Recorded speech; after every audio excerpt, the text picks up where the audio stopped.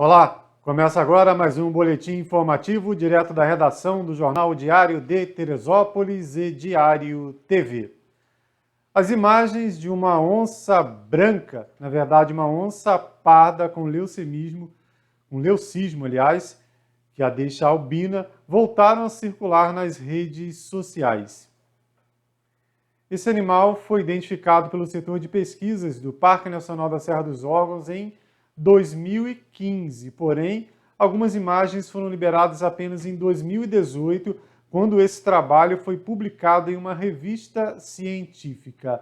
Agora, com destaque em uma revista internacional, o autor das imagens, um dos pesquisadores aí que participou desse trabalho, republicou as imagens que foram divulgadas em novembro de 2018 e mais alguns desse raríssimo animal, uma onça parda totalmente branca por conta dessa característica, desse albinismo. E quando essas imagens, logicamente, foram divulgadas na rede social desse pesquisador, acabaram ganhando de novo aí destaque e viralizando. Importante lembrar que, apesar da informação da área de encontro desse animal ser o Parque Nacional da Serra dos Órgãos, o ponto específico não foi divulgado para dificultar, inclusive, o acesso de caçadores e outras pessoas que não tenham interesse a não ser a preservação desse tipo de espécie. Lembrando que esse é o único registro de onça parda albina, uma onça branca, em todo o país. É o único, exclusivo esse registro feito na Serra dos Órgãos, e mundo afora apenas mais um caso foi notificado, mesmo assim com muito pouca informação. Então, valiosíssimo esse registro, esse flagrante aí feito pela equipe de pesquisa, o setor de biodiversidade do Parque Nacional da Serra dos Órgãos, em parceria com um pesquisador que hoje mora em Brasília. Falando em meio ambiente, mais uma notícia ruim relacionada às queimadas. Dessa vez, um caso de fogo em vegetação foi registrado na localidade de Motas. Esse flagrante enviado pelo colega Cacau Repórter mostra a destruição de uma grande área às margens de uma estrada entre Motas e Soledade, ou seja, entre Teresópolis e Sumidouro, no final da noite desta terça-feira. Essas queimadas causam prejuízo, além do prejuízo direto local à vegetação, podem causar diversos outros problemas para a comunidade. E nessa época, principalmente aí de Covid, muita gente que tem problema respiratório acaba tendo complicações devido a toda essa fumaça aí. Lembrando que devido ao período de seca, de estiagem, qualquer pequeno foco de incêndio pode sair do controle e virar uma situação dessa. Além disso, também é importante frisar que é crime fazer aquela queimada que muita gente acha que é controlada, mas na verdade não é, Aquela mania de limpar quintal, limpar terreno com fogo, achando que tem um controle, depois perde aí a mão e se causa um incêndio aí dessas e proporções até maiores, como já vimos acontecer aqui algumas vezes. É crime e pode dar cadeia caso a pessoa seja autuada em flagrante. Aliás, no ano passado, um caso desse ocorreu aqui em Teresópolis, aqui no 3º Distrito, o Corpo de Bombeiros fazendo uma operação na região de Vargem Grande, Porto, quando identificou um homem com uma gasolina, um galão de gasolina, iniciando o que ele acreditava ser uma queimada controlada. Felizmente, os bombeiros conseguiram realmente controlar o fogo, apagaram o fogo, e o homem foi parar na 110ª Delegacia de Polícia.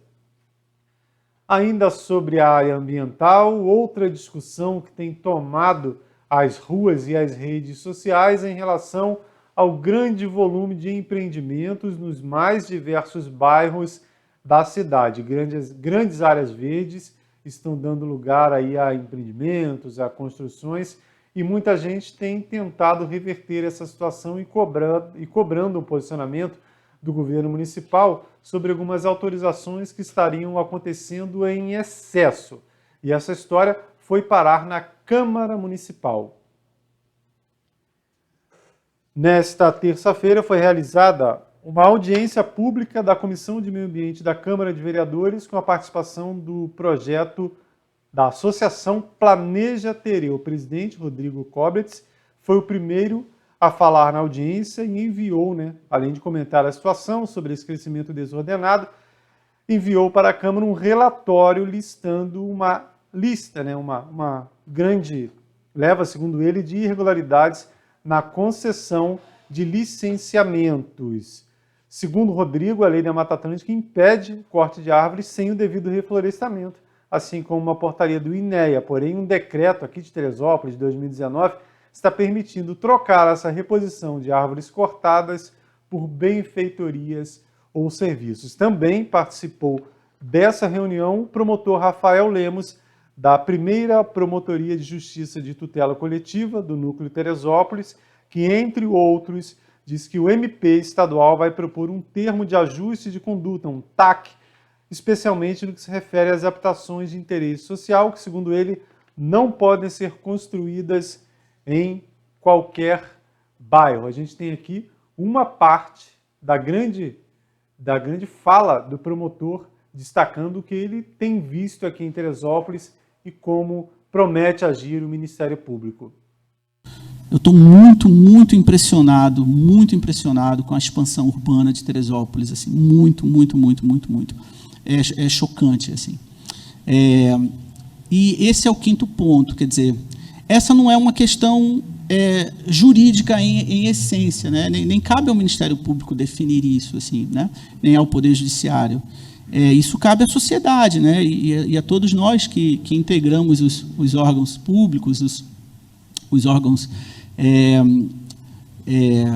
legislativos, enfim, porque a concessão de várias licenças de obras e etc., com base nessa confusão legislativa, ela tem gerado um impacto muito significativo. Já hoje eu consigo ver nos procedimentos da promotoria, e a tendência é que isso vire um grande problema com a gentrificação dos bairros, né, com a destruição das características ambientais ali, e com a inexistência de infraestrutura urbana. Isso vai piorar a vida de todo mundo, né?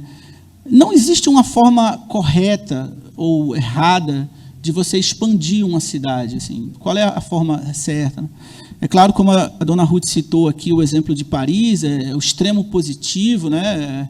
Toda a reformulação urbana de Paris foi pensada por um arquiteto brilhante chamado Viollet-le-Duc, que realmente foi um visionário do ponto de vista de preservação do patrimônio histórico. Mas, assim, no geral, é difícil você dizer o que é uma expansão correta e o que é uma expansão incorreta.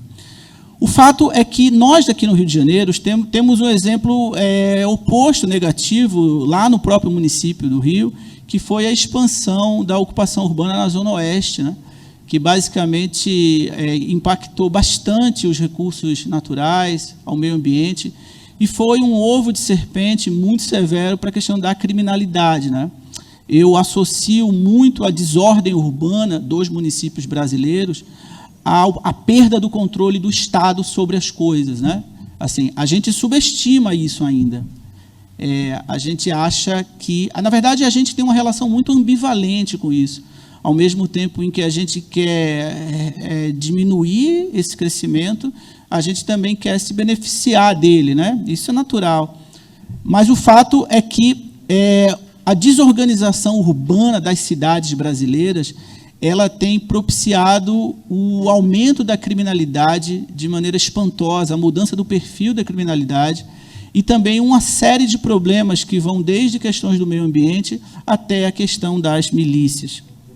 Então, para eu terminar, nesse quinto ponto, eu queria dizer que nós estamos aqui na cidade num momento muito peculiar, porque nós estamos debatendo um conjunto legislativo que vai dizer o que a gente quer da cidade, assim, né? Acho que a dona Ruth foi precisa nesse sentido, assim. E a gente não tem uma resposta certa para isso. E isso tem que ser construído de maneira democrática, assim. O Ministério Público e o sistema de justiça, ele atua de maneira muito pontual, né? Quer dizer, se os licenciamentos violam uma decisão do Supremo, eu peço uma recomendação e etc. Porém, a reformulação legislativa do município nesses temas, ela é muito mais decisiva do que uma atuação de um promotor, de um procurador da República. E é necessário que isso seja... as pessoas tomem consciência disso, né? E que a gente identifique quem está perdendo e quem está ganhando com essa desorganização. A princípio, eu só vejo ganhar as pessoas que estão especulando do ponto de vista imobiliário. Só. Quem está perdendo somos todos nós, assim, né? Na próxima edição do Jornal Diário de Teresópolis, você vê a reportagem completa detalhando essa delicada situação envolvendo o planejamento urbano do município. O atleta Delino Tomé começou a realizar a entrega dos mantimentos arrecadados durante seu último grande desafio. Todo esse material foi arrecadado durante a ultramaratona solidária realizada por Delino na semana passada, né? Começou na quinta-feira, terminou no fim de semana, a corrida de Teresópolis até Aparecida do Norte, enquanto as pessoas doavam alimentos. O Delino e todos os amigos que participaram desse projeto, eles conseguiram arrecadar um grande volume que está sendo distribuído para as comunidades através das igrejas católicas aqui de Teresópolis. Delino Tomé, né, vem acompanhando aí essa distribuição e já anunciou que em breve fará outro desafio parecido, dessa vez saindo de Alfenas, em Minas Gerais, e também terminando em Aparecida do Norte. Nesta quarta-feira, Teresópolis recebeu um grande volume de doações de cestas básicas do projeto Mesa Brasil, do SESC, representando diversas entidades de classe. O empresário Igor Edelstein agradeceu as doações feitas pela instituição. Em nome do Sim Comércio Teresópolis, queria agradecer a Federação do Comércio, em nome do Antônio Florencio de Queiroz, por ceder essa doação de inúmeras cestas básicas, cestas para Teresópolis, que vai acalentar e vai ajudar uma série de instituições, igrejas, associações. É um dia muito feliz aqui para Teresópolis poder contar com o SESC Mesa Brasil aqui em nosso município, ajudando demais essa população que após a pandemia ficou muito vulnerável. Por isso, muito obrigado, Federação do Comércio, a todos que estão envolvidos nessa doação. Em pronunciamento em rede nacional de rádio e televisão, o ministro da Educação, Milton Ribeiro, defendeu a volta das aulas presenciais em todo o país. Fornecemos protocolos de biossegurança sanitários a todas as escolas, tanto da educação básica quanto do ensino superior. Vale destacar que o Ministério da Educação investiu mais de 1,7 bilhão para enfrentamento da Covid nas escolas públicas.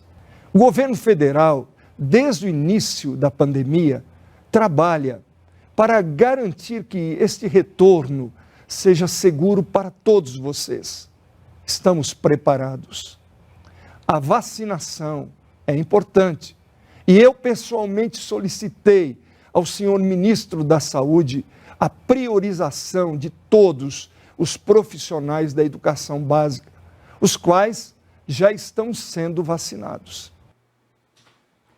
Em Teresópolis, existe a previsão da retomada das aulas presenciais nas escolas da Rede Municipal de Educação agora no início do mês de agosto, né? Pelo menos isso foi acordado 2 meses atrás. Os professores foram imunizados, além do pessoal de apoio dos estabelecimentos de ensino, para que essa retomada, né, das aulas presenciais também nas escolas da rede pública municipal possa ocorrer no segundo semestre do ano.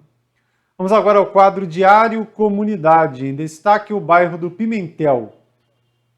Segundo moradores, essa é a situação da maioria das vias que atravessa lá a comunidade, que é uma das divisões do populoso bairro de São Pedro. Então, atenção, Prefeitura, Pimentel, um bairro bastante populoso, muitas residências, muitas famílias que diariamente têm que enfrentar esse tipo de situação aí nas principais ruas do bairro. Esse asfalto foi jogado em cima do paralelo e vai se esfarelando, né? E olha que a gente não está nem na época de chuvas. Sobre o bairro de São Pedro, uma atualização em relação à questão do Eitel Abdala, mais conhecido como Tirodor. Segundo nota encaminhada para a redação agora à tarde, nota encaminhada pela Prefeitura, o problema da falta de luz registrado no local nesta quarta-feira ocorreu devido justamente à necessidade de instalação de um gerador. Chegou um gerador lá no Tirodor, né, como é chamado aí popularmente o Hotel Abdala, e para a instalação desse equipamento foi necessário a interrupção dos serviços que, segundo a Prefeitura, já foram restabelecidos. Mais um condutor de motocicleta se feriu em acidente envolvendo também um carro. Dessa vez, a colisão ocorreu na localidade de Pessegueiros, às margens da BR-116, sendo vítima um motoboy e também cinegrafista Mauro Jorge, nosso colega de profissão, seguia pela rodovia sentido centro da cidade, quando foi surpreendido por um veículo que atravessou na sua frente, lá no quilômetro 68, segundo apurou aí o colega Cacau Repórter. Também de acordo com a apuração feita no local do acidente, o Mauro Jorge, mais conhecido como Maurinho, teve ferimentos em uma das pernas devido a essa colisão. Na região central do município, 2 pessoas ficaram feridas em um engavetamento de veículos.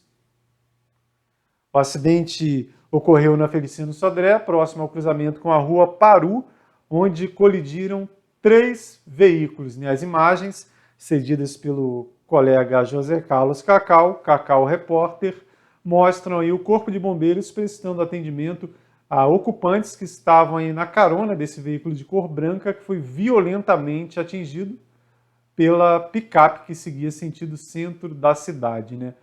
Essa nossa reta realmente tem registrado alguns acidentes nessa proporção, né, que chama necessidade ou de mudar alguma coisa na fiscalização de trânsito, ou fazer campanha para tentar diminuir a velocidade, a utilização adequada dos retornos, né? Alguma coisa tem que ser pensada, né? O trânsito cada dia mais volumoso e cada dia, consequentemente, registrando mais problemas, e mesmo no centro da cidade, né? Tá aí atendimento, né? O Corpo de Bombeiros é o responsável por esse atendimento na zona urbana do município, nas rodovias tem também o apoio da CRT, nesse foi o caso da BR-116. E o volume de acidentes tem sido tão grande que às vezes o Corpo de Bombeiros não consegue atender a demanda, né? Manda uma equipe para um local, aí como os bombeiros não sabem exatamente o que ocorreu no acidente, precisa mandar as 2 ambulâncias que têm ali equipamentos diferentes, manda o caminhão-tanque, manda alguns tipos de profissionais aí que têm treinamento diferente, para depois ter que, a gente precisa só dessa viatura, aí a outra é deslocada. Recentemente havia acidentes aí diferentes, em diferentes pontos da cidade, e um motoqueiro que se acidentou lá no bairro da Prata ficou um longo período caído na pista, aguardando a chegada do Corpo de Bombeiros, que teve que mandar um caminhão de combate a incêndio para a realização de um atendimento inicial e depois uma ambulância também que não tinha lá o local adequado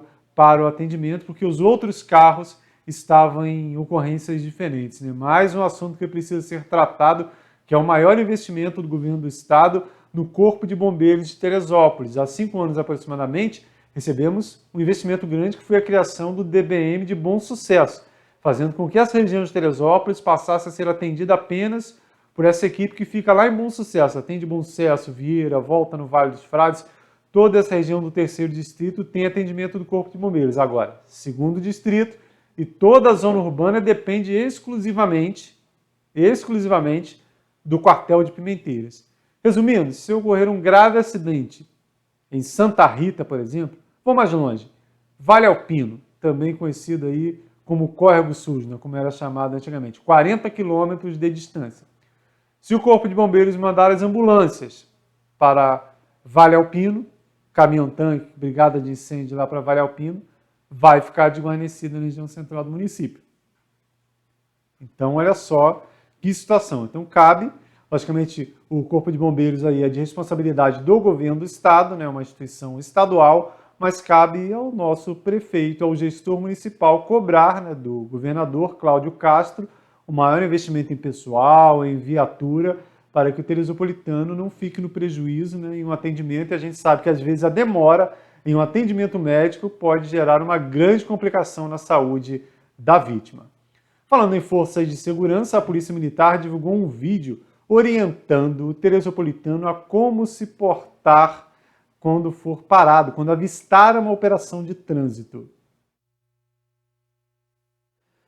O quartel divulgou essas imagens nas suas redes sociais, lembrando que sempre que a pessoa estiver para ser abordada, deve colaborar com a Polícia Militar.